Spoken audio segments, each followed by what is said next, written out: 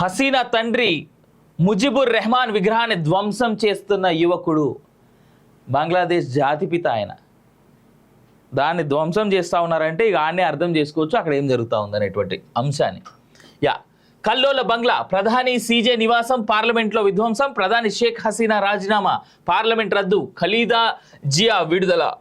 ఖలీదా జియా ఎవరు అనంటే ఇక్కడ ఈమె ఇప్పుడున్నటువంటి పార్టీ కాకుండా వేరే అపోజిషన్ పార్టీ ఎవరైతే ఉందో ఆ పార్టీ యొక్క లీడర్ ఈవిడ.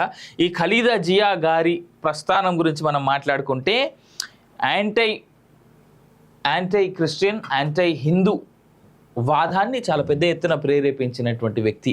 అలాంటి వాళ్ళకి 100% సాయం చేసేటువంటి వ్యక్తి. కేవలం ఒకరి కోసం మాత్రమే, మిగిలిన ఏ తెగలను కూడా, ఏ జాతులను కూడా, ఏ యొక్క కమ్యూనిటీస్ని, క్రీడ్స్ని కూడా ఎంకరేజ్ చేయదు ఆవిడ. హసీనాను జాతిని ఉద్దేశించి ప్రసంగనివ్వని ఆర్మీ, ఆగా మేఘాల మీద భారత్కు కట్టుదిట్టమైన భద్రత. జాతీయ భద్రతా సలహాదారు డోబాల్ సమావేశం. తమ వద్దకు రావద్దన్న బ్రిటన్, కొన్నాళ్ళు భారత్లోనే. బంగ్లాదేశ్ ఆర్మీ చీఫ్ జమా నేతృత్వంలో కొత్త సర్కార్. ఆందోళనలు విరమించాలని ఉద్యమకారులకు పిలుపు. బంగ్లాదేశ్ విమానాలు, రైళ్ల రాకపోకలు బంద్. అమ్మ మళ్లీ రాజకీయాలకు రారు. హసీనా కుమారుడు ప్రధాని మోదీకి పరిణామాలను వివరించిన జైశంకర్. ఇగోండి, హీరో అతని తండ్రి హత్య. చాంద్పూర్ జిల్లా బాగారా బజార్లో ఉంటున్న బంగ్లా నటుడు శాంటో ఖాన్, అతని తండ్రి సహనిర్మాత సెలీం ఖాన్ను విద్యార్థులు కొట్టి చంపారు. విద్యార్థుల గుంపు ఇంటిని తగులబెట్టేందుకు రాగా వీరు తుపాకీతో కాల్పులు జరిపి అడ్డుకునేందుకు ప్రయత్నించారు. ఆందోళనకారులు వీరిని చుట్టుముట్టి కర్రలతో కొట్టి హతమార్చారు. 2 క్రికెటర్ల ఇళ్లకు నిప్పు. బంగ్లాదేశ్ జాతీయ క్రికెటర్లకు నిరసనల సెగ తాకింది. ఢాకాలోని మాజీ క్రికెటర్ ఎంపీ ముష్రఫే మొర్తజా, నజ్మల్ హసన్ ఇళ్లకు ఆందోళనకారులు నిప్పంటించారు. ఈ ఆంధ్రజ్యోతి పేపర్ వల్ల కళ్ళు దొబ్బినాయేమన్నా తెలియదు కానీ లిట్టన్ దాస్ ఇంటికి కూడా నిప్పు పెట్టిర్రు. ఆ విషయం ఎందుకు పెట్టలేదు ఇక్కడ? అవామీ నేత హోటల్లో 13 మంది సజీవ దహనం. జెస్సోర్ జిల్లాలోని అవామీ లీగ్ ప్రధాన కార్యదర్శి షాహీన్ చక్లాదర్ చెందిన 14 అంతస్తుల హోటల్ జబీర్ ఇంటర్నేషనల్కు ఆందోళనకారులు నిప్పు పెట్టారు. ఈ ఘటనలో 13 మంది సజీవ దహనమయ్యారు. తప్పించుకునే ప్రయత్నంలో పైనుంచి కిందకు దూకిన 20 మంది తీవ్ర గాయాల పాలయ్యారు. హోటల్లో ఇంకా ఎంతమంది చిక్కుకున్నారో తెలియదని స్థానికులు తెలిపారు. భారత్ అప్రమత్తం, సరిహద్దు వెంట నిఘా పటిష్టం. ప్రధాని మోదీ నేతృత్వంలో కేబినెట్ కమిటీ భేటీ. కోల్కతా చేరుకున్న బీఎస్ఎఫ్ డీజీ దల్జీత్ సింగ్ అంటూ మనం చూస్తా ఉన్నాం కదా. అగ్నివీర్ అనేటువంటి స్కీమ్ని చాలామంది భారతీయులు వ్యతిరేకించారు. ఇప్పుడున్నటువంటి ఎంపీలు కూడా చాలామంది దాన్ని చాలా నెగిటివ్ కోణంలో చూపెట్టేందుకు భారతదేశ ప్రజల ముందు నిలిచి ఉన్నారు. అగ్నివీర్ లాంటి స్కీమ్ భారతదేశానికి ఇప్పుడు అర్థమవుతుంది. అగ్నివీర్ లాంటి స్కీము భారతదేశానికి ఎందుకు అవసరం అనేటువంటిది. ఈ అగ్నివీర్ల వల్ల భారతదేశం కొన్ని లక్షల మంది సైనిక సోదరులుగా కేవలం 4 ఏళ్ల పాటే ఉంటారేమో ఆ ట్రైనింగ్లో, ఆ తర్వాత వాళ్ళని రిలీవ్ ఇచ్చేసి అవసరమైనప్పుడు మళ్ళీ పిలుస్తామంటూ మీ ఉద్యోగాలు మీరు చేసుకోండి అంటూ పంపిస్తూ ఉన్నటువంటి తరుణం మనం చూస్తూ ఉన్నాం కదా. ప్రతి భారతీయుడు ఒక సైనికుడిగా మారాలనేటువంటి ఉద్దేశం ఏదైతే ఉందో ఇప్పుడు అది ఈ అగ్నివీర్ స్కీమ్ నుంచి మనం చూడొచ్చు. అగ్నివీర్ లాంటి స్కీమ్ లేకపోయి ఉంటే కనుక భారతదేశంలో ప్రతి విద్యార్థి కానీ ప్రతి సోదరుడు కానీ ఒక సైనికుడిగా మారకపోతే రేపు బంగ్లాదేశ్, పాకిస్తాన్ లాంటి దేశాల్లో ఇవాళ జరుగుతున్నటువంటి ఘటనలకి రేపు భారతదేశంలో జరగవనడానికి పెద్ద దూరంలో లేదు అనేటువంటిది కాస్త కళ్ళకు కనిపించేటువంటి, కొట్టొచ్చేటువంటి నిజంగా కనిపిస్తున్నటువంటి అంశం. సో దీన్ని అగ్నివీర్ లాంటి స్కీమ్ ఎందుకు అవసరం అని అంటే ఇందుకు ఇవాళ ఈ బంగ్లాదేశ్లో జరిగినటువంటి ఘటనలే మనం చూడవచ్చు.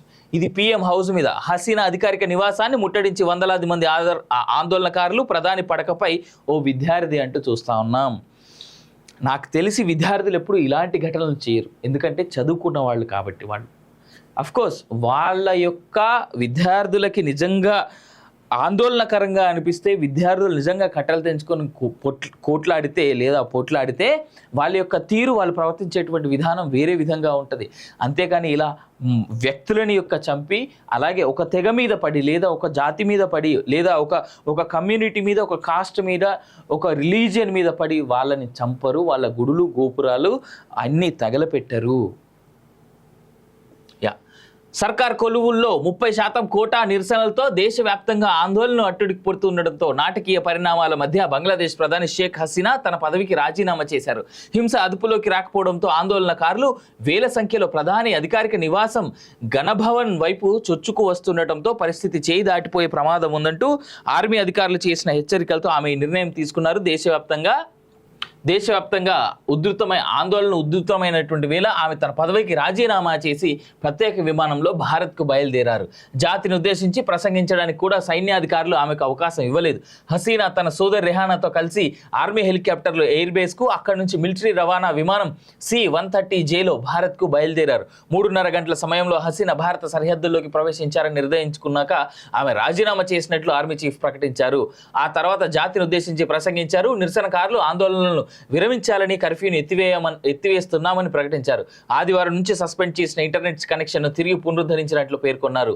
అధికారికంగా మిలిటరీ ప్రభుత్వం ఏర్పడుతుందని వెల్లడించారు. అప్పటిదాకా నిరసనలు వ్యక్తం చేస్తున్న ఆందోళనకారులు ఒక్కసారిగా సంబురాలు జరుపుకున్నారు. అదే సమయంలో ప్రధాని అధికారిక నివాసం సహా అధికార అవామీ పార్టీ నేతల ఇల్లు, ఆస్తులను ధ్వంసం చేశారు. మీడియా కార్యాలయాలపైన దాడులు జరిగాయి. అధికార పక్షానికి మద్దతిచ్చే వ్యాపారుల దుకాణాలు, పరిశ్రమలు లూటీ అయ్యాయి. దాంతో ఢాకా సహా దేశంలోని ప్రధాన నగరాలు నిప్పుల కుంపటిగా మారిపోయాయి. మరోవైపు భారత్ చేసిన హసీనా ఘజియాబాద్లోని భీవండి ఎయిర్ ఫోర్స్ బేస్ వద్ద దిగారు. ఆ వెంటనే జాతీయ భద్రతా సలహాదారు అజిత్ దోవల్, ఇది డోవల్ అని రాశారు, అజిత్ దోవల్ వైమానిక దళం అధికారులు అక్కడికి చేరుకున్నారు.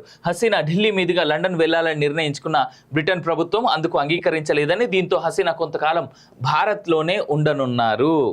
ఇక ఉదయం నుంచి అనేటువంటి చూస్తా ఉన్నాం. ఉధృతమైన ఆందోళనలు, ప్రధాని మోదీ ఉన్నత స్థాయి సమీక్ష. ఎస్ఐని కొట్టి చంపిన దుండగులు.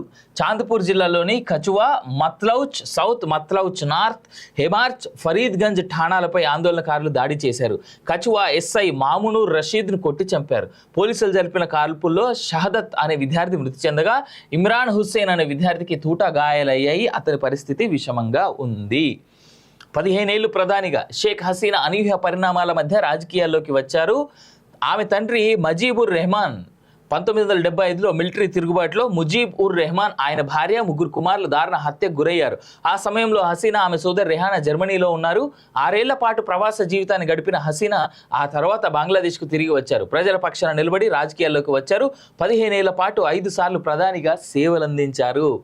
బంగ్లా, భారత్ మధ్య నిలిచిపోయిన వాణిజ్యం, పాక్లో ఇమ్రాన్పై కుట్ర, అనూహ్యంగా మారిన నేపాలన అంటే నేపాల్లో జరుగుతున్నటువంటి అంశం.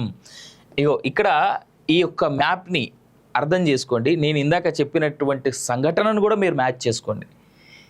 భారత సరిహద్దులో ఉన్నటువంటి పాకిస్తాన్ ఇది, ఈ పైన ఇక్కడ ఆఫ్ఘనిస్తాన్ కూడా ఉంటుంది. ఓకే, ఈ పక్కన మనకి ఇది బంగ్లాదేశ్.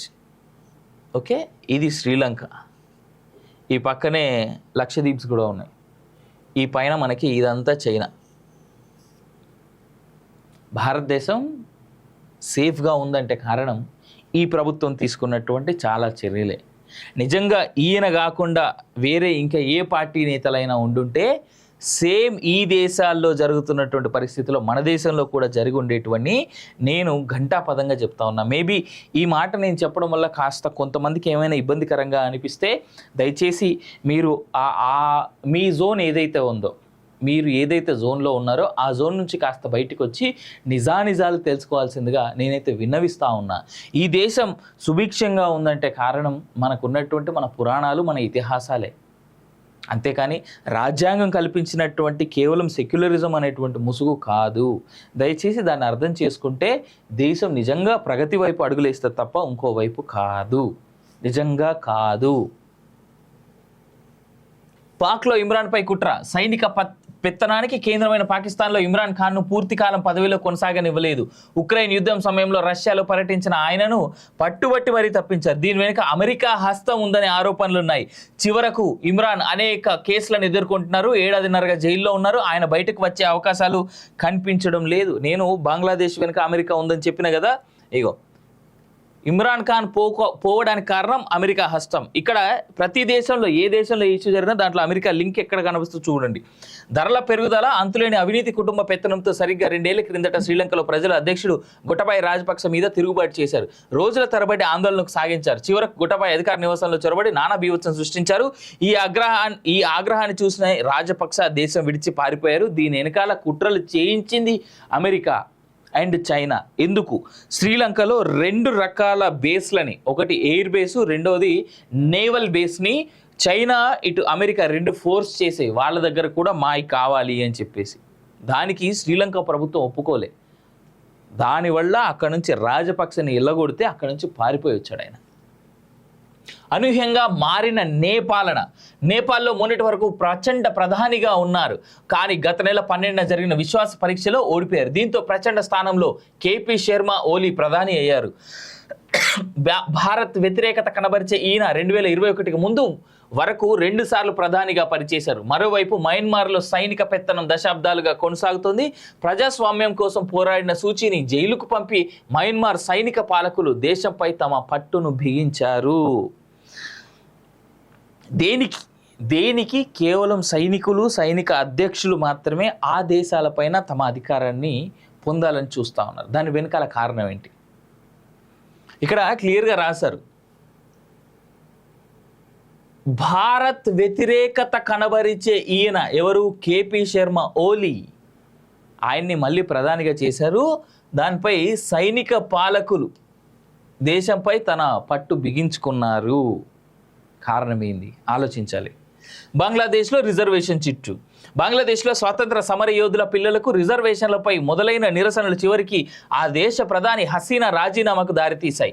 బంగ్లాదేశ్ హసీనా హయాంలో ఆర్థికంగా బాగా అభివృద్ధి చెందింది. అయితే విపరీతమైన అవినీతి, ద్రవ్యోల్బణం, రాజకీయ ఏకస్వామ్యం, నిర్బంధ విధానాలతో ప్రజల్లో అసంతృప్తి పెరిగింది.